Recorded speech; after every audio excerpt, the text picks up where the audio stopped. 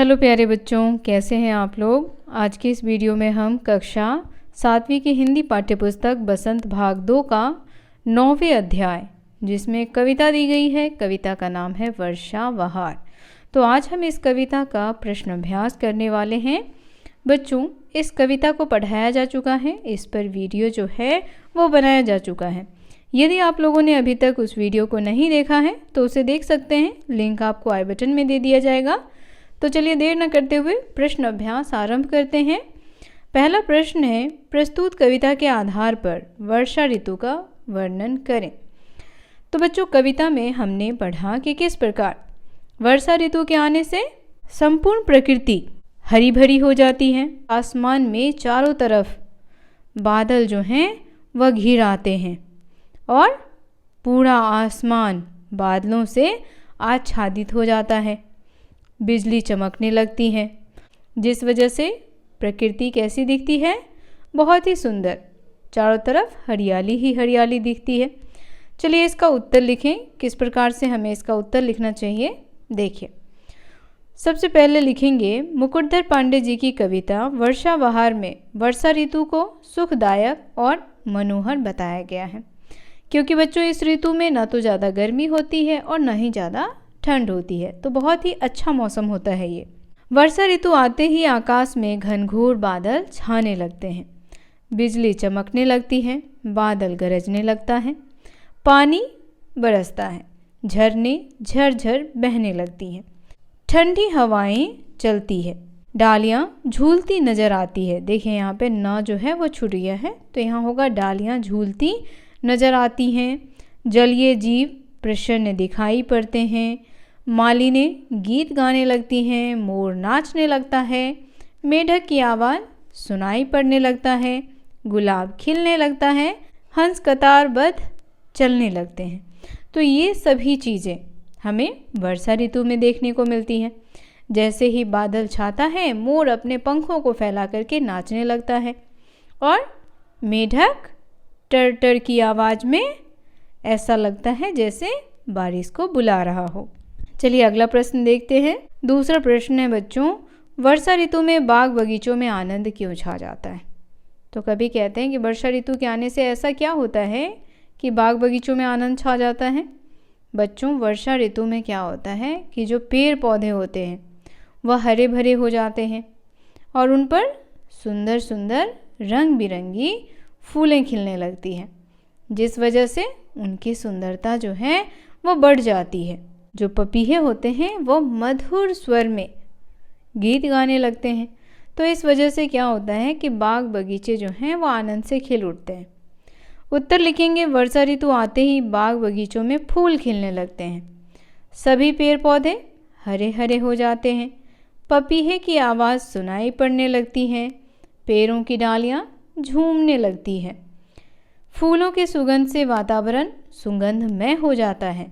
इस प्रकार वर्षा ऋतु में बाग बगीचे में आनंद छा जाता है।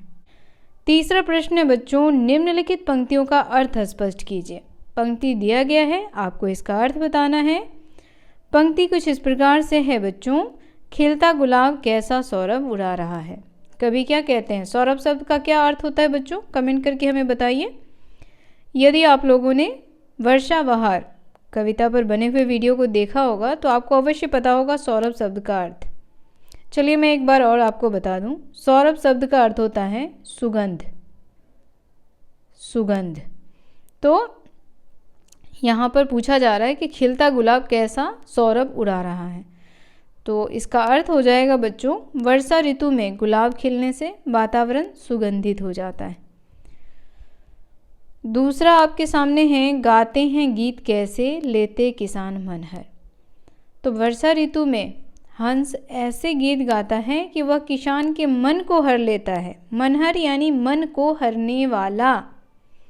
मनहर शब्द का क्या अर्थ होगा, मन को हरने वाला। तो यहाँ मन को कौन हर रहा है, मन को हर रहा है वो हंस, जो पंक्तिबद्ध चलते हुए गीत गाता हुआ आनंद के साथ आगे बढ़ रहा है। तो उसे देख करके किसानों का जो मन है वह मंत्रमुग्ध हो जाता है, उनकी तरफ खींचा चला जाता है। उत्तर लिखेंगे, वर्षा ऋतु में कतार बांधे हंस अपना गीत सुनाकर किसानों के मन को आनंदित कर रहे हैं। अगला प्रश्न है बच्चों, अपने अनुभव के आधार पर वर्षा ऋतु का वर्णन कीजिए।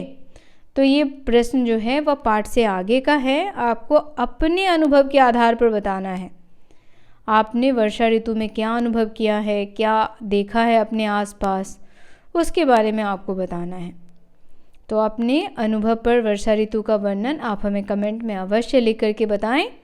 देखिए इसका उत्तर होगा, वर्षा ऋतु ग्रीष्म के बाद आता है, वर्षा का आगमन होता है, आकाश में बादल छाने लगते हैं, बिजलियाँ चमकती हैं, बादल गरजने लगते हैं, पानी बरसता है, पेड़ पौधों में नवजीवन आ जाता है। नवजीवन कहने का अर्थ है नया जीवन, क्योंकि जब गर्मी का मौसम होता है तो उस समय क्या होता है, पेड़ पौधे सूखने लगते हैं, और जैसे ही वर्षात आता है वैसे ही पेड़ पौधों में नवजीवन यानी नया जीवन आ जाता है। तालाब, नदियाँ, झील सब जलमग्न हो जाता है। सभी जल स्रोतों में पानी गंदा दिखने लगता है। सब जगह कीचड़ ही कीचड़ नजर आता है। मेढक की आवाज़, झिंगुर की आवाज़ सुनाई पड़ने लगते हैं। चारों ओर खुशहाली नजर आती है। अगला प्रश्न है, ग्रीष्म ऋतु के बाद वर्षा ऋतु आती है। वर्षा ऋतु के आने पर आप कैसा महसूस करते हैं? तो बच्चों, वर्षा ऋतु जब आती है तो हमें कैसा महसूस होता है?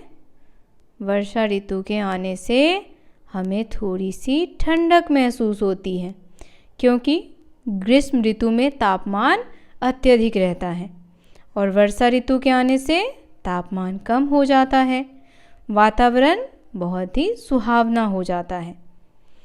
उत्तर लिखेंगे, ग्रीष्म के बाद वर्षा के आगमन होते ही गर्मी कम होने लगती है, लोगों को ठंडी महसूस होने लगती है, वायुमंडल का तापमान कम होने लगता है, आकाश में छाए बादल से पृथ्वी की शोभा बढ़ जाती है।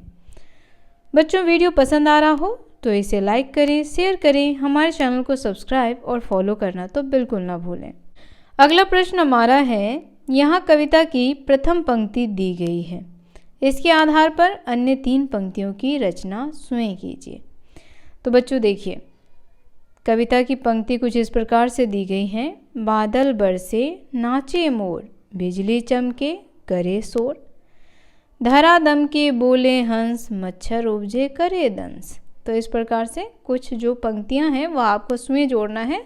तो हमने कुछ पंक्तियां इसमें स्वयं जोड़ दी है, आप भी इसी प्रकार से कुछ पंक्तियां हमें जोड़ करके कविता की इन पंक्तियों के साथ कमेंट में बताएं।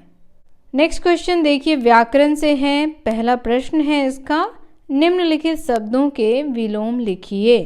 अब यहाँ पर व्याकरण से प्रश्न है, आपको विलोम शब्द लिखने हैं। शब्द कौन कौन से हैं? तो पहला शब्द है सुख, दूसरा है प्रसन्न, तीसरा सुंदर और चौथा ठंडी। उत्तर इस प्रकार से लिखें बच्चों, सुख का क्या हो जाएगा विलोम? दुख। विलोम यानी कि उल्टा, उसका विपरीत शब्द बताना है आपको। प्रसन्न का हो जाएगा अप्रसन्न, सुंदर का हो जाएगा कुरूप, उसके बाद ठंडी का हो जाएगा गर्मी। तो इस प्रकार से सभी शब्दों के विलोम लिखना है। अगला प्रश्न हमारा है, वर्षा ऋतु में आपके घर एवं गांव की स्थिति कैसी हो जाती है? अपने अनुभव के आधार पर लिखिए। तो बच्चों, वर्षा ऋतु में आपके गांव की स्थिति कैसी हो जाती है? चारों तरफ पानी ही पानी नजर आने लगता है, सड़कों पर पानी, गड्ढों में पानी और पेड़ पौधे हरे भरे नजर आते हैं। देखिए, इसका उत्तर हमें इस प्रकार लिखना है, हमारा घर गांव में है, मेरा घर खपरेल है। खपरेल कहने का अर्थ है बच्चों ऐसा घर जो खपरों से बना हो। किससे बना होता है? खपरों का बना होता है। देखा है आप लोगों ने ऐसा घर? यदि देखा है तो हमें बताएं कि आपका घर कैसा है। तो यहाँ घर कैसा है? खपरेल का है, खपड़े का बना हुआ है। वर्षा ऋतु आते ही हमारे घर में पानी चूने लगता है।